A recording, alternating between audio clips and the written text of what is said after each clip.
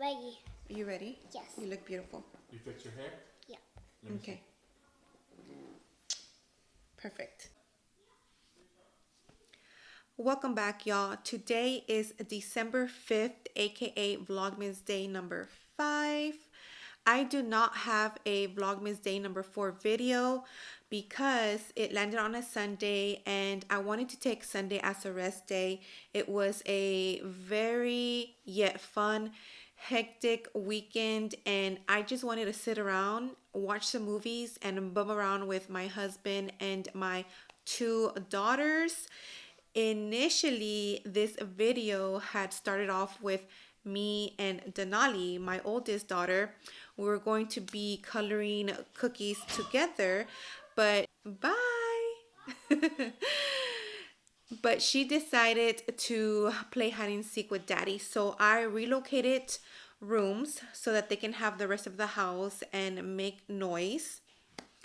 But now I'm going to be decorating this cute little Santa cookie all by myself. I did buy this bucket from Walmart for about $11 and it contains 8 sugar cookies, 4 food coloring markers, and it is nut free. So I think this is a good and cute fun activity for the little ones during the holidays. Okay, now as I am decorating or coloring my cookie, I did want to talk about the 7 most common issues families have during the holidays. Starting with number 1, relatives who rehash old arguments or bring up past mistakes. I 100% agree with number 1 issue.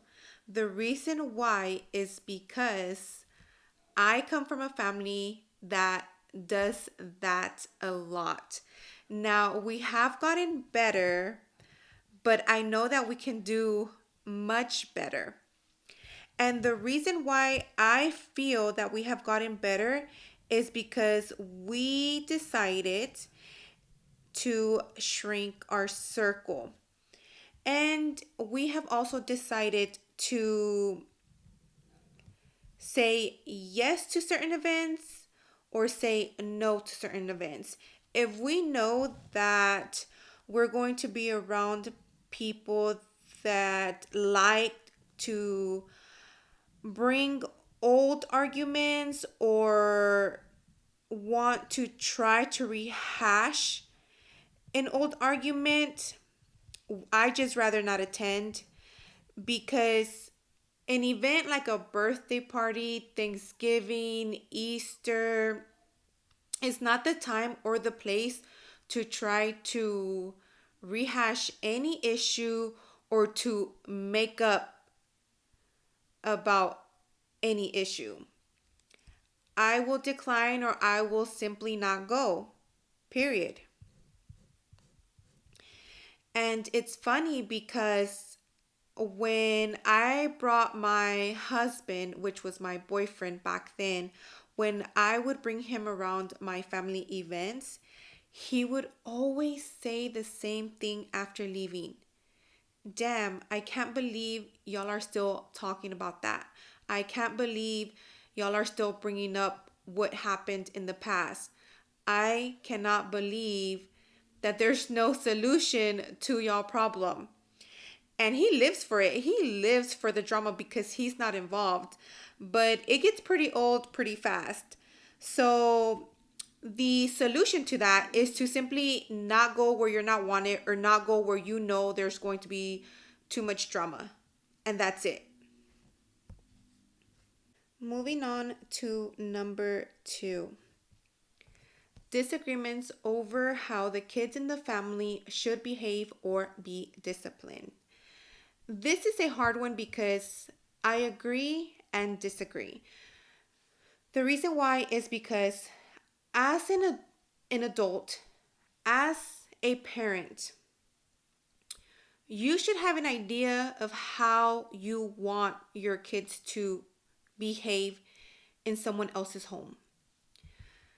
For me, I know that my daughters are 1 and 3. I know that they're going to want to run around and scream.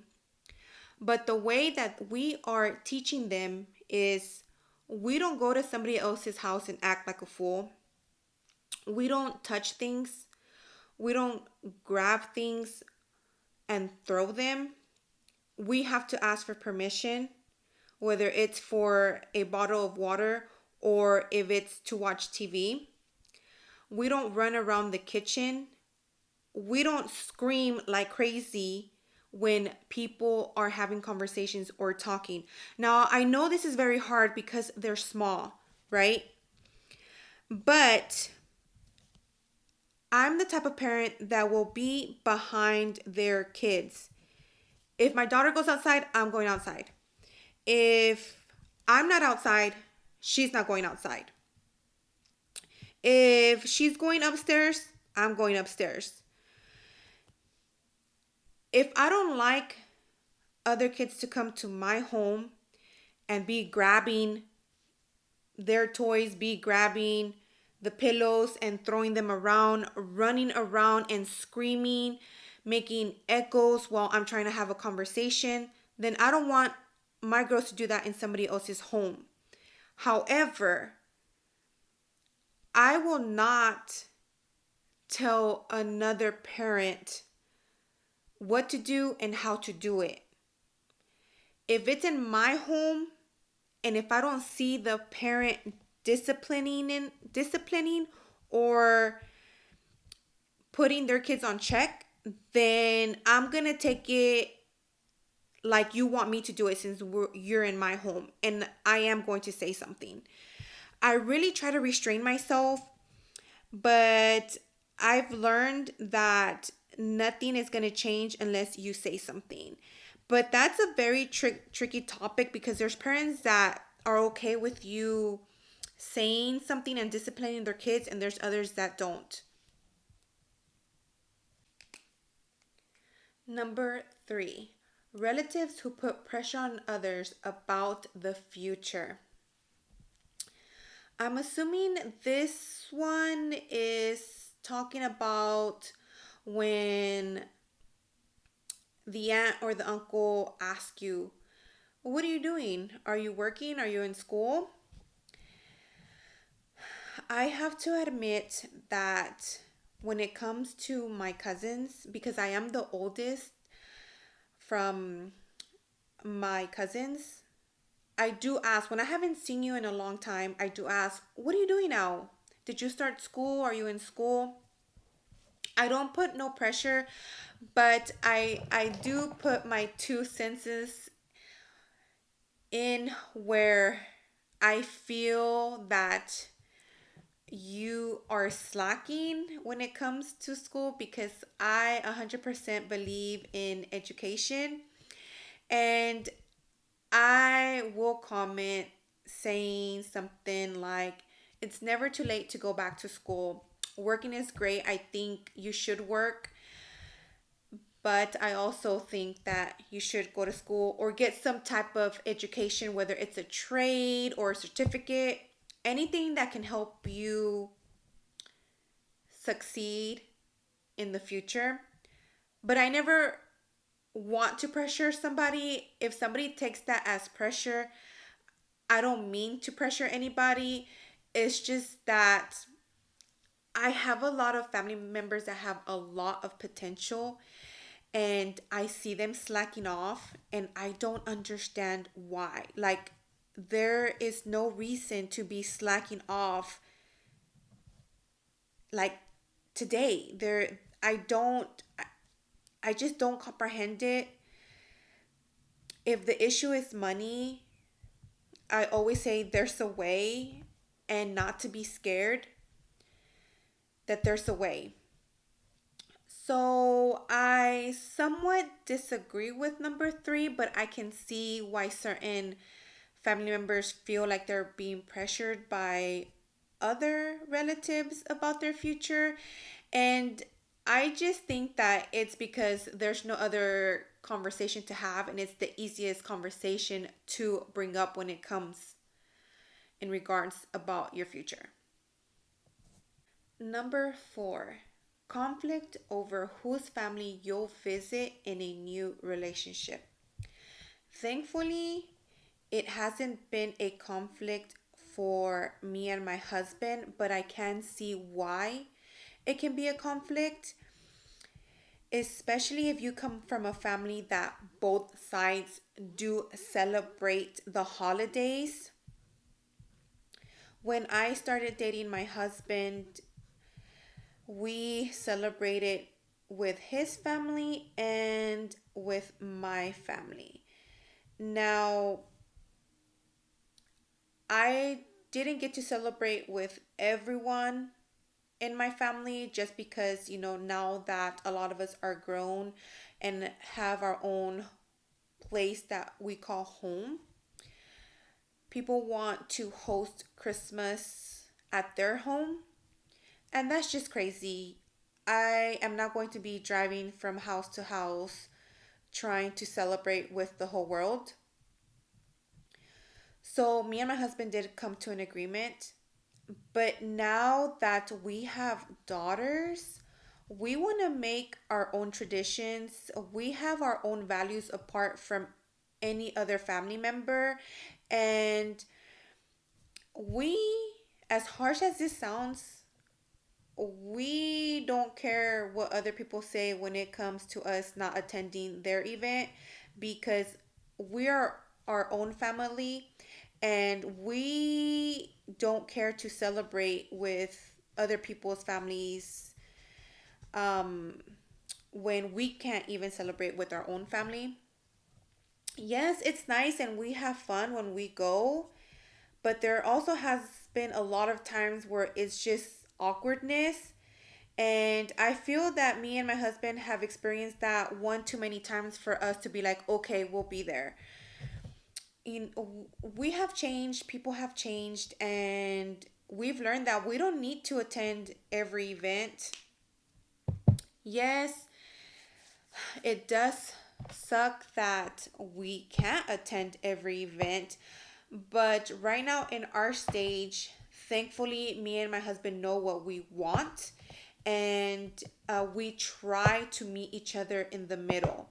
And if we do go somewhere where maybe he doesn't want to go or where maybe I don't want to go, we normally set ourselves a time limit. Like, okay, I'll budge, but we're only going to be there for this amount of time.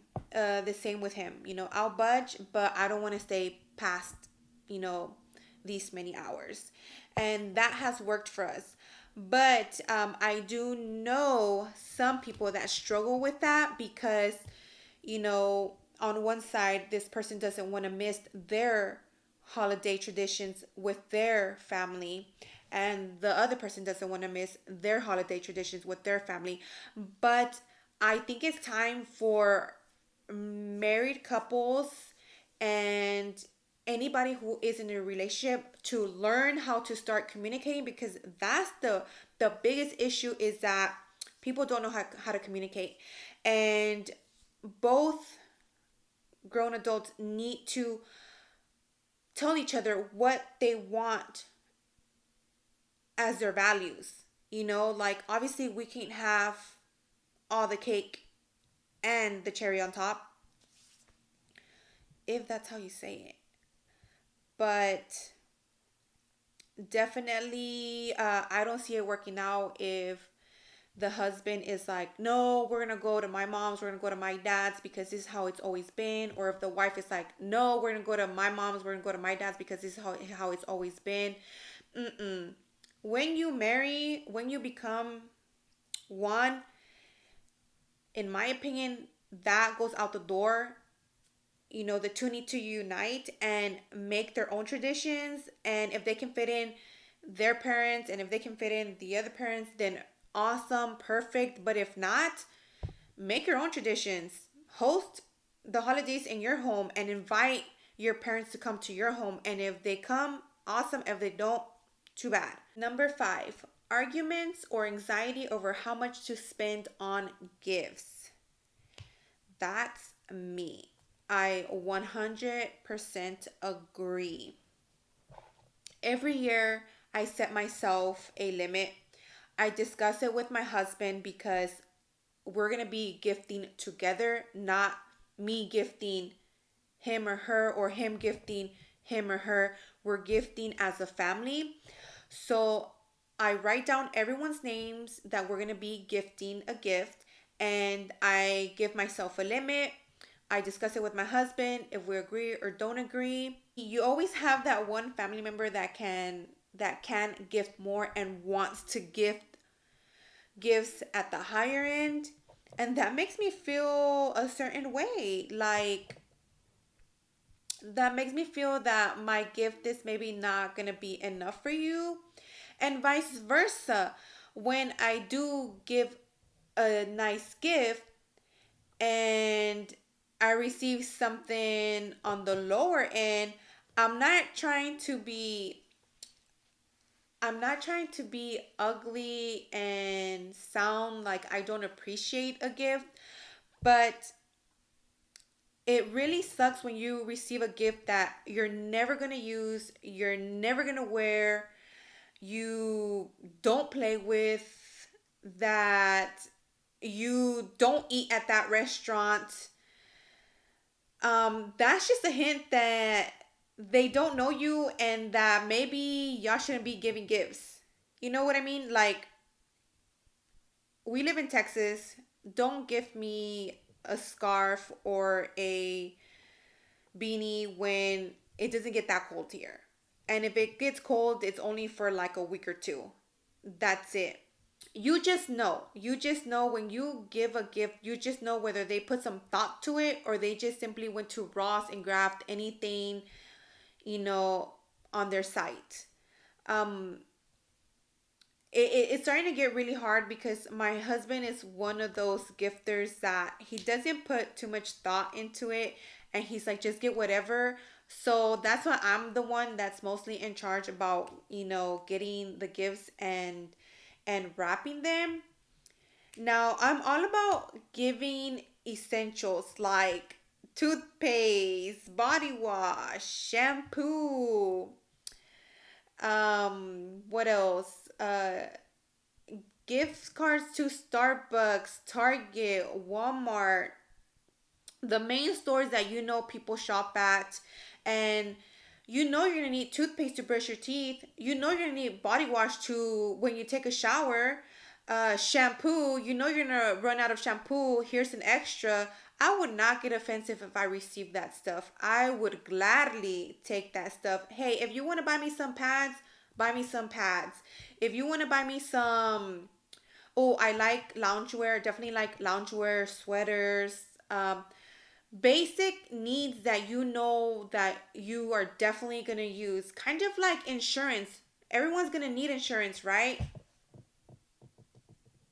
So I do get anxiety over it. I don't get into arguments over it with my husband, but my husband will make some comments like, "Don't spend that much," or "Just get them something small," or "Just gift them something to gift." I mean, it's as harsh as it sounds. Sometimes we just gift gifts to give without actually putting any thought to it, and that's when I know. Like, we do discuss it now. My husband and I do discuss it. Who's gonna be receiving gifts and who's not gonna be receiving gifts. We don't understand why. We just don't agree with giving people gifts that we don't talk to or see throughout the whole year, or that don't even call us to check up on us, or that we don't talk to. That just doesn't make sense. The holidays is not always about just giving, and it's not about receiving either. Like, please don't give me something that you're regifting from last year. Like, I would appreciate much more if you just gave me a hug and said Merry Christmas, Happy Holidays. Vice versa, I try not to gift gifts to people that I know that they're never gonna wear and that they're just gonna put away. It's gonna save me money and it's gonna save you money. Period. Number 6, Arguments or upset feelings over rehashing embarrassing childhood stories. I agree and disagree because some of us can rehash old stories and laugh about it, and some of us will not laugh about old stories from our past. I think it is respectful not to rehash old stories if you don't know whether that person's going to be able to handle it or not. If you know that, this person will take something with calm, then I see why not. But if you know that the person is sentimental and probably not having a good day, or um, takes everything seriously, then I would say no. And that happens a lot in our family. You know, I have to admit, when I'm not having a good day and someone decides to bring up a story about me in my early 20s, when, you know, I was out having fun in front of my husband, I think it's very rude and it's just bad taste. And I'm thankful that when that did happen, my husband did speak up and say, hey, there's no need to talk about that. There's no need to tell her old stories. Now she has me, so there's no point to it. I'm like, dang, that's what's up. That's what I want to hear. That's what I like to hear. And I should have said something. But if I would have said something, I know it would have been taken out of the wrong way, because when I do say things, I say them very harsh sometimes. And it's not that I want to say them harsh, but they just come out harsh, and it's the truth. I speak the truth. So it is what it is. Lastly but not least, parents who want to run their adult children lives when they're back in town. I can't relate to that one because I've lived here all my life, except when I had lived in Colorado for 3 years. But we did not travel for the holidays back home. We decided to celebrate the holidays in Colorado, which I so much miss, and I wish I was back. But nonetheless, I do love my family, at least some of them. Um, I know that it is very important and special to celebrate with families, especially when there is honesty and truth and pure love. It just means that much more. And I definitely want my girls to spend it with people that they can have fun with, that they can be themselves, and where they are wanted. Um, so this year, we're gonna be making our own traditions. We have already, but we're not holding back. We're not feeling no regrets. We're not feeling sorry. We have our own values. We have our own um, say when it comes to how we want to raise our family and where we want to raise them. And I think everyone should be more like that. I'm very thankful that me and my husband can discuss topics like this. I think it's very important. And yes, there are times where we don't come to an agreement. Then that just means that we'll pick up the conversation another day, and we'll try to meet each other in the middle. And that's perfectly fine. We're not always going to get what we want. But as long as we have sanity and peace, I think that's what's most important. So I want y'all to think about that. If you're feeling stressed out, if you're feeling anxiety, take a step back. Think about what you can change so that you don't feel like that. And as scary it can be to say no, it's okay to say no. I think we definitely need to practice more on saying no.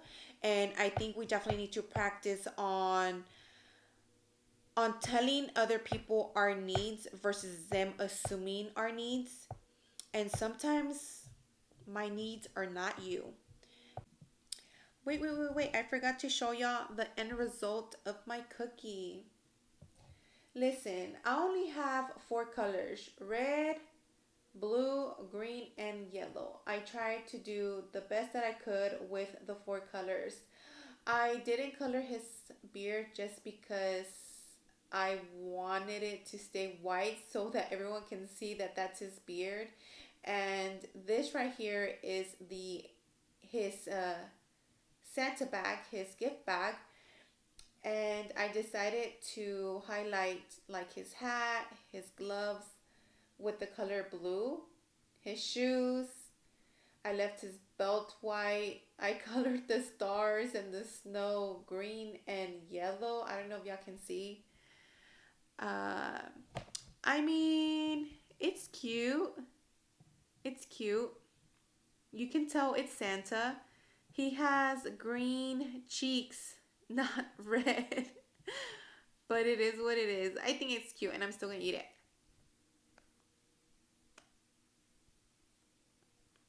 Mm-mm. It's soft. It's soft. These are actually good sugar cookies. Hmm. Yeah.